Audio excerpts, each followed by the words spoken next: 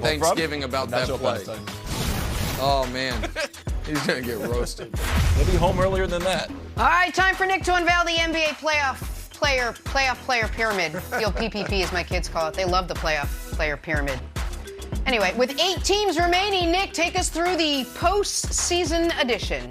All right, first I have to pull back the curtain a bit, America. So here's the deal. I'm doing this show today with no nicotine patch. You might have been able to tell from my kind of disposition in the first segment. I was a little more pugnacious than usual. So my wonderful colleagues were like, Nick, how can we put you in a better mood? And I'm like, I don't know. Can I do a player pyramid? They're like, yeah, if you can make one in the next 10 minutes. So here we go. Let's go. Quick one. 21 players, 6-tier pyramid, bottom row.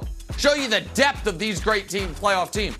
Right? I mean, look at who's on this bottom row. Can we show it, please? Can we show it? I'm going to be very upset. Sorry, I know I got it to you late. Jalen Brunson, Jaren Jackson Jr., Jaylen Brown, a lot of J's, James Harden, and a couple Phoenix Suns, including a guy who maybe should have won Defensive Player of the Year, Mikal Bridges. But there's your 6th row. James Harden, more on him in a moment. 5th row, let's debut it.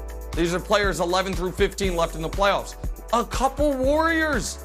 The most important defensive player, and up to this point in the postseason, their most important offensive player, plus Tyrese Maxey, Bam, and Chris Middleton. Middleton's the probably hardest guy to rank because he's injured, but we know how valuable he is. Now, the best 10 guys left in the postseason. 4th row, show it to us, please, if we could. Jayson Tatum, Devin Booker, Jimmy Butler, Drew Holiday. 3 of these guys, the first 3, can win multiple playoff games almost on their own. Drew Holiday is the best defensive guard in basketball with respect to Marcus Smart. I think they are a clear-cut top 10 guys left in the playoffs. Now it gets tricky because we know who's going to beat the top, so who's left? Steph, Joel, and Ja. Any of these guys could be Finals MVP. Any of these guys, I think, would be the favorite to be Finals MVP if their team makes the Finals. Now, I don't think any of these teams are going to make the Finals, but if they did, they'd be the favorite to be Finals MVP. So who's ahead of them? Oh, you know who's ahead of them. Luka Doncic and Chris Paul. The 2 best point guards in basketball. Why is Luka on there? Well, he is now, the all-time leader in playoff points per game, the all-time leader in combined playoff points per game, rebounds per game, assists per game, and Chris Paul. How about this for a number for you? 51-0. That's Phoenix this year when leading after 3 quarters. That's the Chris Paul effect. The only team to ever be better was point guarded essentially by the ultimate court general, LeBron James. They were 57-0, the 2020 Lakers. Chris Paul has a chance to break that record, and then we all know who the number 1 player is. He's wearing the crown. He's going to be wearing the crown for the next 5 to 7 years, unless my large adult Slovenian son has something to say about it. Giannis, it goes without saying at this point, we know he's the best player in basketball. No one that should be taken seriously disputes he's the best player in basketball. So there it is, player pyramid of the guys remaining in the postseason, Brew. Well, you did get the number 1 spot right, but after that, I'm moving your large adult Slovenian son down. Joel Embiid has to replace Luka Doncic, and I love Luka, but no, not yet. He's a little too high. I could argue Steph over CP3, but I'll let you have that one. But look, the Mavericks, you know this, Nick. They were 2-1 against Utah, and I'm going on playoff stuff. They were 2-1 in the playoffs without Luka. They're 2-2 with him. So I'm just saying they played fine without him. I get it. It was an inferior opponent, Utah. But when you look at Embiid, Philadelphia has no shot to win without Joel Embiid. They were up at halftime. He gets it done on the defensive. He gets it done on...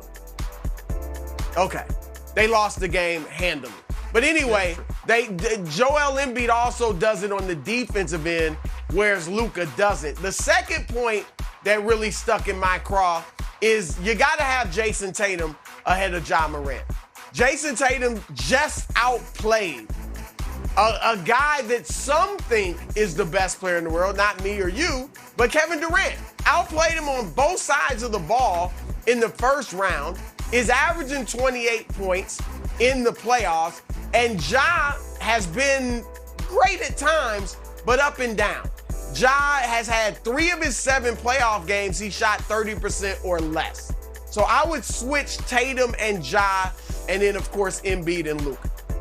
Okay, the Tatum and Ja thing is incredibly close, and there might have been a little recency bias in that even though they both lost game ones, Ja was very good and Tatum had his roughest game of the postseason. And so I'm not gonna, I obviously feel like Ja deserves to be a touch ahead of Tatum, but it is so close, I'm not gonna go to war with you about that. I don't understand the justification though for having Embiid ahead of Luka. Like the only possible knock on Luka is, well, I mean, can the guy get past round two? Joel Embiid, same thing. We've never seen Joel Embiid get past round two either. So like to me, Luka is just obviously and clearly a better player than Embiid. His playoff numbers far outshine Embiid, not only for career, but for this year.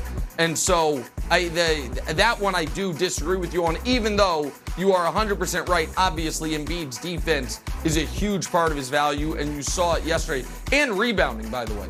You saw yesterday with Philly how much they missed Joel Embiid's rebounding, with DeAndre Jordan just choosing not to jump for rebounds because he can't be bothered to. So I understand that it's not a knock on Embiid. I just think Luka's better. Go ahead, Wobbs.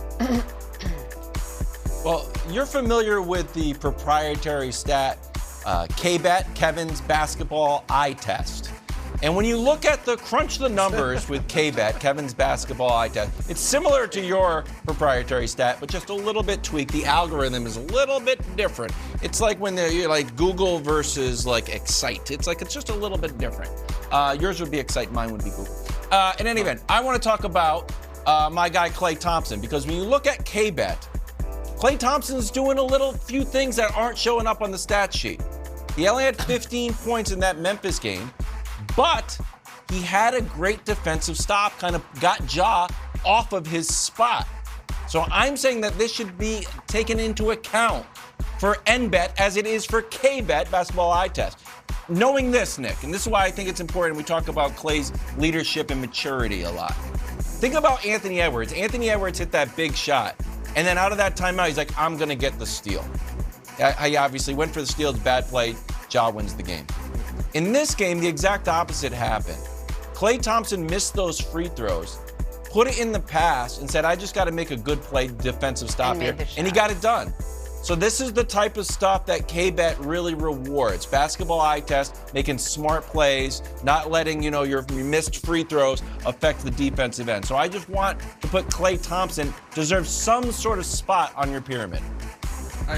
Yeah, listen, Klay has the highest approval rating of any player in the league. I love him and I root for him. And he did hit, before he missed those free throws, and Brew, I want to throw this to you, because before he missed those free throws, he did obviously hit that killer three to put him up one, and I do think he's as clutch as just about anybody left in the league. But I feel like the Grizzlies are targeting him on defense. I feel like you can say he had a good stop of Ja.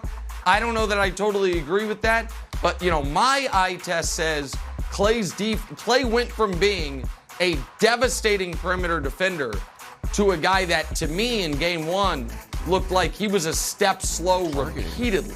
Like, Brew, you can break the tie here, I guess. Like, I think Klay's body has betrayed him to a level where they can't rely on him defensively, which is why he didn't make the pyramid.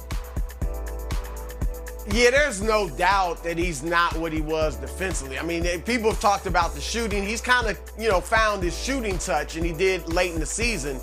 But defensively, he is not close to what he used to be. And you're going to see that more, Nick, against a team like Memphis that's so young and athletic and energetic.